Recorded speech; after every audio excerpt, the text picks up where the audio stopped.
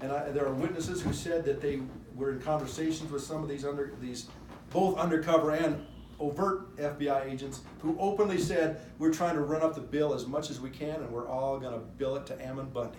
That was their plan. They were going to convict Ammon Bundy of crimes, and then it was all going to be billed, millions of dollars. That was the plan. And the whole thing was a scam, by the way. The entire occupation lasted some 50-something days.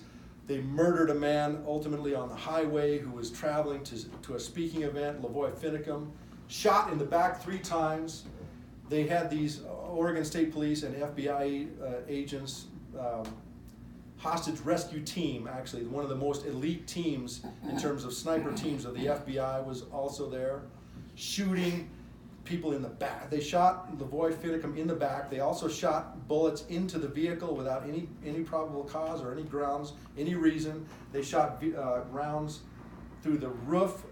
Ryan Bundy was sitting in the back seat, was shot in the shoulder without even raising a weapon of any kind. Then, anyways, most of you are aware of what happened then. The occupation of the Malheur Wildlife Refuge sort of came to an end. Most of the occupiers sort of left rather in a state of, let's just say, quickness. Let's just say they fled. You could say some of them actually fled. It was widely communicated that the federal government was going to come in with a military assault on the remainders. Ultimately, there were 4 people there who just camped out, sort of they built sort of an encampment away from the buildings. Literally, they went away from the buildings so that no one could claim that they were occupying the buildings. And they were still charged with conspiracy to impede federal agents. Anyways, I got involved in the case myself early on and ended up working on the Ryan Bundy team. I did lots of legal research. Ultimately, at the trial in October 2016, I was at the table in the trial with Ryan Bundy, right next to Morgan Philpott representing Ammon Bundy, and Ammon Bundy was to my left, on the other side of Morgan Philpott. So I had a pretty good front row seat to the trial, one of the greatest trials in American history.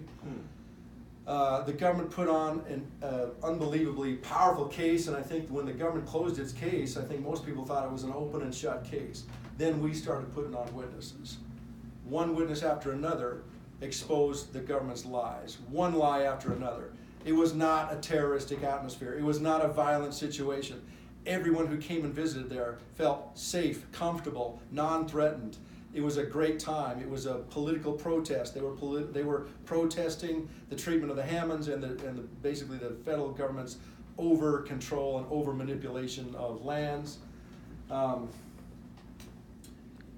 It came out that there were more FBI undercover informants they were occupying the refuge than there were defendants in the case.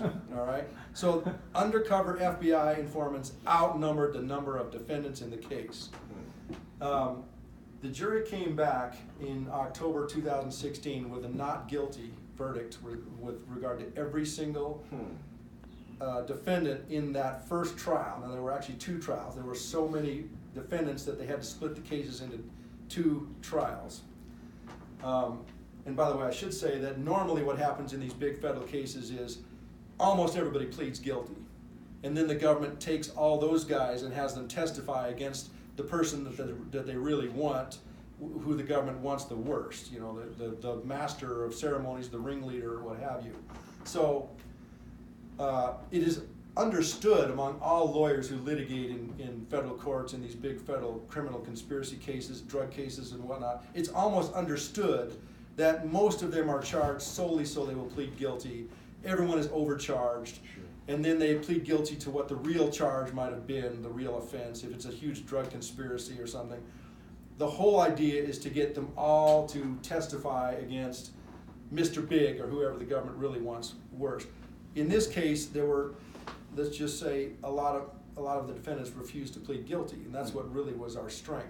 The government had to work very, very hard because there were so many who wouldn't plead guilty. So they had to separate it into 2 trials. First trial ended with acquittals, not guilty verdicts. Ammon Bundy was cleared, Ryan Bundy was cleared, Shauna Cox was cleared. What the government called the leadership was mostly cleared. That opened the door for a second trial in Oregon, which I did not attend. And keep in mind how preposterous this was,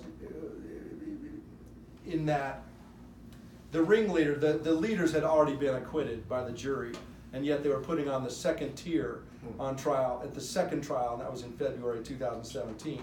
And again, at that time, I had gone to Nevada and was working with, well, I was initially working with Ryan Bundy again in Nevada, but they were, let's just say the powers that be were onto us. They knew that we were good at what we were doing. And so after about my third visit to Ryan Bundy, maybe I visited him in the jail in Pahrump, Nevada twice. Third time I went to visit him, I was told, no, you can't visit him. I said, really? They said, yeah, there's a rule from the U.S. Marshals now that they've changed the rule, and only his attorneys of record can visit him, and you're not his attorney of record. I was his paralegal. I was working as a paralegal. Ryan Bundy represents himself. He was totally pro se. So I had been his paralegal at that time.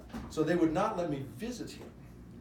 By the way, I carry a Rhode Island bar card that allows me to visit virtually any inmate in the United States. I could go with my bar card from Rhode Island and visit any inmate that I want in the United States.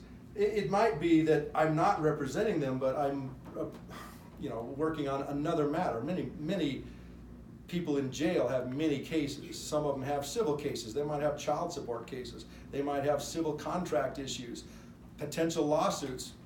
So, any lawyer normally is the rule that can go and visit any prison inmate at any time. And yet, I was stopped from visiting Ryan Bundy.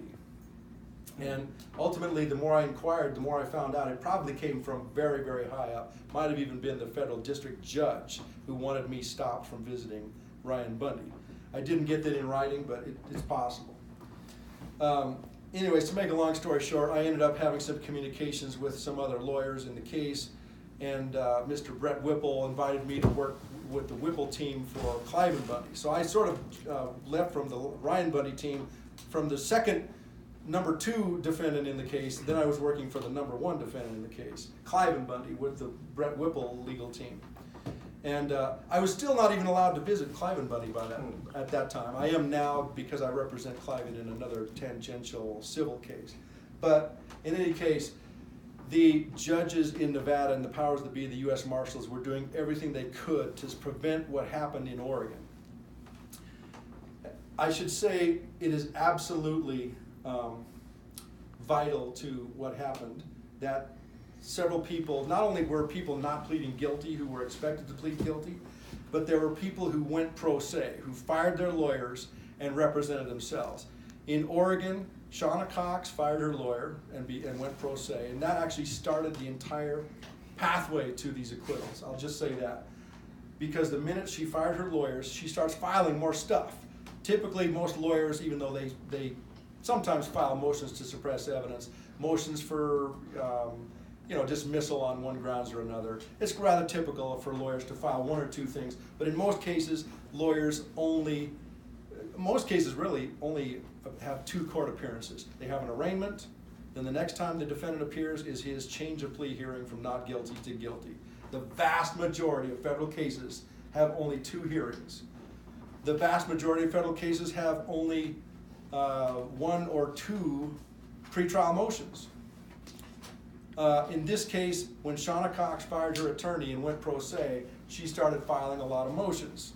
Motions to get more discovery, motions for this or that, motions to dismiss on jurisdictional grounds. Ken Medenbach also fired his lawyer and went pro se. By the way, here's another thing that happens when you fire your lawyer. The judge then takes the lawyer that you just fired and makes him your standby counsel. And honestly, I'm going to tell you how ridiculous this is in Nevada. Ryan Bundy, after representing himself and clearing himself of all charges in Oregon, goes to Nevada to face the bigger indictment in Nevada. Again, fires his court-appointed lawyer. Again, the judge appoints that court-appointed lawyer to be his standby counsel. And all discovery goes through that person, the lawyer that was just fired. And that's the only person that was allowed to visit him in jail. Think about that.